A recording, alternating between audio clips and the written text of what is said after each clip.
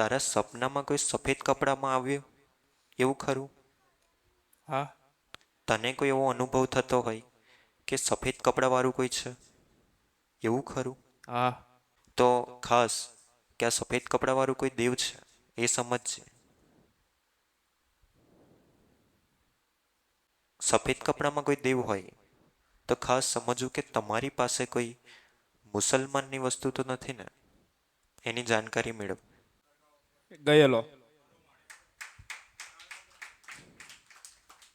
અને મારી મને મારા શરીરમાં કઈ કોઈ વસ્તુ છે કઈ દેખાય મારી મને બહુ ભાસ થાય છે, ધ્રુજારી આવે છે. અડધી રાતે તમને છાતી પર ચડી જાય હા. તો એ દેવી શક્તિ છે ને જગ્યાની છે. તો જ્યારે પણ કોઈના ઘરમાં મુસલમાનના કોઈ દેવ આવે ને તો તમને અત્તરની વધારે સુગંધ આવે. હા માડી હા. પણ માડી મેં ઘણાના દુઃખ દૂર કર્યા છે. મારી પાસે એવી વસ્તુ છે ખરી કે સાચું આ થાય છે. પણ એ તમારું નુકસાન કરતી હોય કે ફાયદો કરતી હોય તમને ખબર ના હોય. તો એનો મને નિવારણ જોઈએ, મારે નથી જોતી એ વસ્તુ. તમે કોઈ આવી રીતે કોઈ જગ્યા પર જાઓ ને તો એના કારણસર દેવ પાછળ આવે. હા. બધી દેવી શક્તિ કે કોઈ પણ દેવ હોય ને એ બધા સારા જ હોય, પણ જે આપણા ના હોય ને તે આપણને દુઃખ જ આપે. આપણી કુલદેવી હોય ને એ આપણને કોઈ દિવસ દુઃખ ના આપે, એ ખાસ સમજવું. મારું નામ રાઠોડ ધવલ છે, ભાવનગરથી આવું છું અને હાલ સુરત રહું છું. મારા જીવનમાં ચડાવ ઉતાર બહુ આવે છે, વર્ષ દિવસથી આવું થાય છે. બીજા મારા મઠમાં માતાજી છે કે નહીં એની હારે બીજું કોણ છે મારે એનું નામ જોવે છે. અને મને ભાસ થાય છે કે મારી પાછળ કોઈએ કંઈક કરાવેલું છે. એમ નથી. જો હું તને સમજાવું બરાબર. હવે જો તને ખબર હોય તો તારે મને કહેવાનું, તને ના ખબર હોય તો કંઈ વાંધો નહીં બરાબર. હવે જો તારે તારા ઘરમાં પરિવર્તન લાવવું હોય ને તો એના માટે ખાસ કે તમને તમારી સાચી કુલદેવી સુધીને પહોંચવું પડે બરાબર. બીજું કે તમારી જે કુટુંબ છે બરાબર, તો હવે તમારા કુટુંબમાં કોઈ ઉગતાની મેળીમાં પૂજાની ભક્તિ કરે કોઈ, એના વિશે જાણકારી ખરી? હા. તો હવે આ ઉગતાની મેળીમાં જે પણ છે બરાબર, તો એ તમારી પેઢીમાં બરાબર બહારથી લાઈને આવ્યા છે. હા. સમજ પડે? તમારી કુલદેવીને પહેલાં પૂછવું પડે. કોઈ પણ દેવી શક્તિ લાવો ને ત્યારે હવે તમારા જે પણ કંઈ તમારા કુટુંબ હોય બરાબર, હવે એ દેવી શક્તિ લાવ્યા પણ તમારી કુલદેવીની કોઈ પણ રજા ના લીધી તો તમારી કુલદેવી નારાજ થાય. સમજ પડે છે? હા. બીજું કે જો તારે તારા ઘરમાં પરિવર્તન લાવવું હોય ને તો સાત્વિકતા પાડવી પડશે. એટલું પડશે ખરું? હા. માસિક ધર્મ સાચવવાનું હોય સ્ત્રીએ તો એ સાચવશે? 100% સાચવીશ. ભલે. જો આટલા નીતિ નિયમ પડતા હોય તો પછી તારી કુલદેવી અને તારી દેવી શક્તિ જે પણ કંઈ હોય તે હું જાહેર કરી આપું તને બરાબર. હવે તને મેં એક નામ આપું, તારે શોધી લાવવું પડશે. હા. હવે તમારી જે પેઢી ખરી ને એમાં એક દાદી કહેવાય ને દાદી, હા. તે ઓફ થયા છે. તો આની જાણકારી મેળવી લાવવી પડશે. અને તને એનું નામ નિશાન આપું પણ તારે શોધવાની બરાબર. હા. એક ગંગા નામને શોધી લાવજે બરાબર, જેનું નામ ગંગા હોય. તો આની તપાસ કરજે છે. બરાબર. જે ઓફ થયા હોય, હા થઈ ગયા. જીવતા ના હોય એમના હાલ બરાબર. તો આ સતી બન્યા કહેવાય, જેને દાદી કહેવાય. ખબર પડે? હા. હા. તો હવે આ અમને તમારે સ્વીકારવું પડે. કેમ? કારણ કે તમારી પેઢીમાં થયા છે. તો શું તમે એને અપનાવશો? હું અપનાવીશ. તમારા જે કુટુંબના ભાઈઓ પૂરતું નહીં, ખાલી તારા પૂરતું હા મારી બોલ. બરાબર. તો તમારી જે જગ્યા છે તો એ જગ્યા ઉપર તમે હમણાં હાલ ખાલી અગરબત્તી કરજો બરાબર. જ્યાં રહું છું ત્યાં ને અત્યારે. ત્યાં જ તમે કરી શકો. 2 અગરબત્તી કરવી અને બને તો એકવાર તમારે અગ્નિમાં નિવેદ જમાડવું પડે. હા. એટલું જમાડજો. અને જેટલું થઈ શકે એટલું પુણ્ય કરજો. હા બરાબર. હમણાં હાલ ખાલી 2 અગરબત્તી કરજે હા તારા ઘરની અંદર. હા બરાબર. ચામુંડામાંની અગરબત્તી ચાલુ કરજે હા તારા ઘરની અંદર કરવી. હા બરાબર. આટલું કર. તારે કોઈ મંગળવારના ઉપવાસ કરવાના થાય તો તું કરીશ? હા તો મંગળવારના ઉપવાસ કરજે તું. એક ટાઈમ જમીને કરવાના, શલંગ કરવાના. હા પણ કોના કરવા? મંગળ ગ્રહના. મંગળ ગ્રહ. અને સૂર્યને જળ અર્પણ કરજે. હા આટલું કર. અને જો તને પરિવર્તન દેખાય તો પછી મને આનું પૂછવા આવજે. હા 21 વાર કરવા, 21 વાર. પણ સલંગ કરવા એમ. અને માતાજી જે મને ભાસ થાય છે કે મેં લગ્ન કર્યા અને પછી મારી પાછળ કોઈ કંઈક કરાવેલું છે. એમ નથી. અન જો તમે તમારા ઘરમાં કંઈ પણ એવી કંઈ વસ્તુ હોય કે જે બીજા દ્વારા કીધી હોય અને તમારા ઘરમાં કંઈ મૂક્યું હોય તો એને ખાસ તમારા ઘરમાંથી પહેલાં એનો નિકાલ કરજો. ત્યાર પછી તમારી દેવી શક્તિને બેસાડજો. તમારી કુલદેવીને આવી રીતે હમણાં હાલ અગરબત્તી કરજો. ત્યાર પછી એનું જ્યારે સમાધાન કરવાનું થશે ત્યારે હું તને બતાવીશ. હા બરાબર. હમણાં અગરબત્તી કરો, એકવાર નિવેદ જમાડો અને જેટલું થઈ શકે એટલું તારાથી પુણ્ય કરજે. હા પશુ પક્ષી હોય, પ્રાણી હોય તો હા એમને પુણ્ય કરજે તમારી દેવી શક્તિના નામ પર. બરાબર. આટલું કરીશ તો ધીમે ધીમે પરિવર્તન તને જોવા મળશે. અને ઉગતાની મેળીમાંનું હમણાં કોણ કરે છે? મારી વાઈફ. તો તમારી કુલદેવીની પહેલાં ખાસ રજા લેજો અને ત્યાર પછી ઘરની બહારથી વધાઈને અંદર લેજો એ દેવી શક્તિને. બરાબર. હમણાં આટલું કરો. એકવાર તમારી કુલદેવીને તમારા ઘરમાં સ્થાન આપી દો અને એને રાજી કરી દો. અમે તો રોજ અમારા દાદાને ને માને રોજ સમરીએ. તમારી દેવી શક્તિ તમારા ઘરમાં હોય તો એ પ્રમાણ આપશે. તો હમણાં હાલ ખાલી હમણાં અગરબત્તી કરો હા અને દેવી શક્તિ પ્રમાણ આપશે. હા હા હમણાં તમારી દેવી શક્તિ તમારાથી નારાજ છે. એટલા માટે તમારી દેવી શક્તિને જેમ બને એમ રાજી કરજો. હા માં. તમારાથી જે ભૂલ થઈ હોય તો એનો પેલો પશ્ચાતાપ કરજો. હા માં. કારણ કે કોઈ બહારથી લાવેલી કોઈ દેવી શક્તિ તમારા ઘરમાં તમે બેસાડો ને તો તમારી કુલદેવીને ના ગમે. હા માં. એટલા માટે. માડી હજી એક મારો પ્રશ્ન છે કે અમારા કુટુંબમાં કે કોઈને ખબર નથી કે અમારો સુરાપુરા કે કોણ છે. તમારા જે કુટુંબવાળા છે તો એમને નારાયણ બલિ કરાવી હતી. હા તો એ નારાયણ બલિમાં તમારા પિતૃ જે ખરા ને એ પાણીમાં જતા રહ્યા. હા તો એના લીધે એમને કંઈ મોક્ષ નથી મળી ગયો. આજે પાણીમાં ડૂબે છે ખરા પણ આજે પણ આ સંસારમાં સૃષ્ટિમાં છે એમને મોક્ષ નથી મળ્યો. બરાબર. એટલા માટે એમનો તમને શ્રાપ લાગે. એટલા માટે તમારા ઘરમાં તમને પગમાં વધારે દુખાવો થાય એનું મુખ્ય કારણ આ. થાય છે. તો તમારા પિતૃ તમારાથી નારાજ છે. તમારા પિતૃને એક સાચી જગ્યા પર સ્થાન આપી દો તમારા ઘરની અંદર, જેનાથી એમની આત્માને શાંતિ મળે. હા એમની મોક્ષની વિધિ કરાવવાથી જાય નહીં. એટલા માટે સ્થાન આપી દો.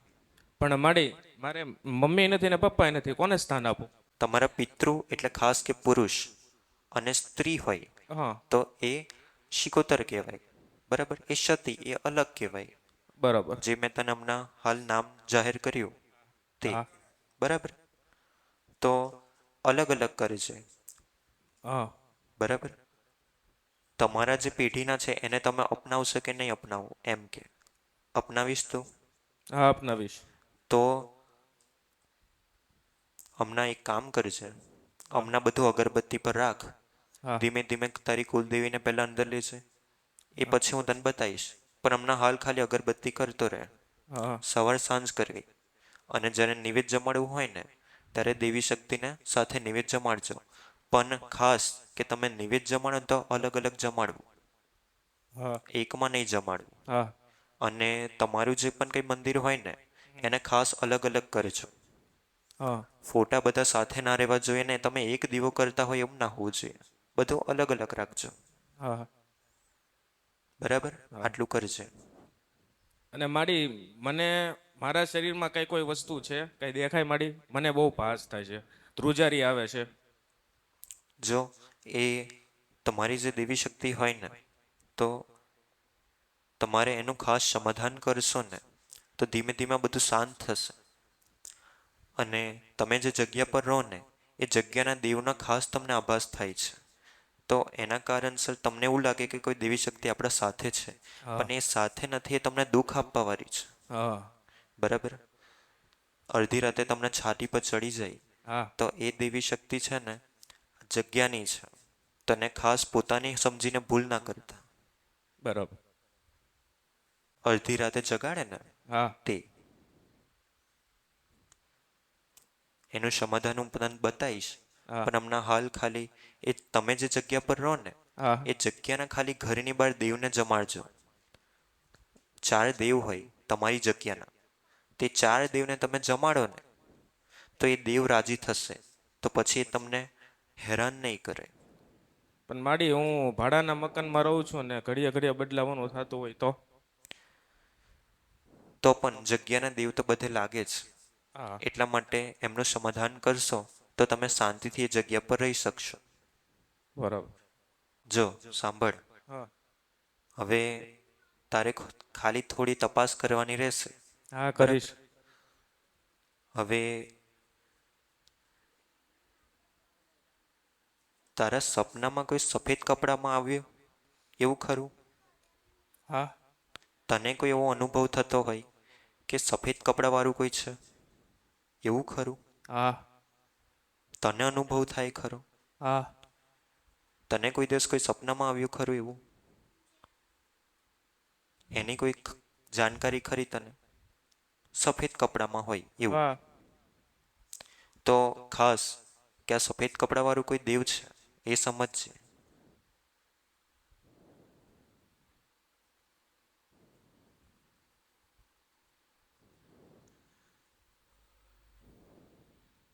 માડી એનું નામ મળશે? જો હું તને નામ જાહેર કરી આપીશ, પણ પહેલા તારે એની જાણકારી મેળવવી પડશે સાચી રીતે. બરાબર? હા હવે સફેદ કપડામાં કોઈ દેવ હોય તો ખાસ સમજવું કે તમારી પાસે કોઈ મુસલમાનની વસ્તુ તો નથી ને? એની જાણકારી મેળવ.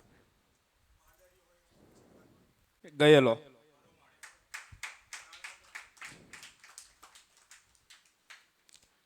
તમે કોઈ જગ્યા પર આવી રીતે જાઓ ને, તો પાછળ દેવ આવે, ખબર પડે તને? હા તો હવે ખાસ કે એ દેવ ખરા ને, એ તારા સાથે થઈ ગયા છે. તો હવે આનું તારે સમાધાન કરવું પડશે. પણ માડી મેં ઘણાના દુઃખ દૂર કર્યા છે. મારી પાસે એવી વસ્તુ છે ખરી કે સાચો આ થાય છે? પણ એ તમારું નુકસાન કરતી હોય કે ફાયદો કરતી હોય તમને ખબર ના હોય. એ સમજ પડે તને? એટલા માટે આ દેવ જે ખરા ને તારી પાસે, હા તે એ પાછળથી આવ્યા છે. તો એ જે પણ કંઈ આવે ને, હા એ કાં તો તમારી રક્ષા કરવા વાળું હોય, કાં તો તમને દુઃખ આપવા વાળું હોય. અને બહારનું હોય ને, એ તમને ખાસ દુઃખ જ આપે. એટલા માટે એમને ઘરમાં નહીં રાખવું, તો ખાસ એનો નિકાલ કરવો. તો એનો મને નિવારણ જોઈએ, મારે નથી જોતી એ વસ્તુ. તેનો ખાસ એનો નિકાલ કરજે, જે પણ વસ્તુ હોય. તમે કોઈ આવી રીતે કોઈ જગ્યા પર જાઓ ને, તો એના કારણસર દેવ પાછળ આવે. હા અને તમારા ઘરમાં પ્રમાણ શું કે દેવ આવે, તો જ્યારે પણ કોઈના ઘરમાં મુસલમાનના કોઈ દેવ આવે ને, તો તમને અત્તરની વધારે સુગંધ આવે. હા માડી હા. તો તમે આવી રીતે જાણકારી મેળવી શકો કે તમારા ઘરમાં આવી રીતે અત્તરની સુગંધ આવતી હોય, તો એ ખાસ એ પીરને વધારે ગમે. તેમનું સમાધાન કરવું પડશે તારે. માડી મારે પીરનું નામ જોવે છે, મળી શકશે? પીર પીર હોય, પીરમાં નામ શું? પીર એક યોની છે, બરાબર? પિતૃ જેવા હોય. પિતૃનું નામ ના શોધવા જવાય. પિતૃ એ પિતૃ કહેવાય. એવી રીતે મુસલમાનમાં પીર હોય, તો પીરનું નામ શોધવા ના જવાય, પીરનું સમાધાન કરાય. તો માડી મારી પાસે જે વસ્તુ છે મને ખબર નથી, પણ સામેવાળો વ્યક્તિ કહે છે કે તને મામા આવે છે, સાચું છે? જો દેવ ક્યારે આવે કે તમે તમારું કંઈ બાકી હોય, એની સાથે કોઈને કોઈ લેનદેન હોય, એના કારણસર કોઈને કોઈ દેવ આવે. પણ તમારામાં જે પીર ખરો ને એ તમને વધારેમાં વધારે માયામાં રાખે, તો તમને સાચું હકીકત ખબર ના પડવા દે કે સાચું કોણ આવે છે. હા કારણ કે એક દેવી શક્તિ કે એક દેવ તમારા પાસે આવે ને તો એના સાથે જે પણ કંઈ જોડાયેલા હોય ને એનો પણ અનુભવ તમને થાય. એટલા માટે એમાંથી નિકાલ કરવો ને એમાંથી મુક્ત થવું વધારે સારું. એટલા માટે અમને એક કામ કરજે, હા ઘરની બહાર પીર ખરો ને તો એમની 2 અગરબત્તી કરજે, હા સવાર સાંજ કરવી, અને એમને પણ અગ્નિમાં નિવેદ જમાડવું. બરાબર? અને ખાસ પીરને જેટલું થઈ શકે એટલું તારાથી નિવેદ જમાડવું પડે એટલું જમાડજે. ત્યાર પછી એનું જે પણ કંઈ સમાધાન કરવાનું થશે ત્યારે હું તને બતાવીશ. બરાબર. પણ હમણાં જમાડીને રાજી કર. તે વસ્તુ છે એ મારી પાસે સારી છે કે નથી સારી? જો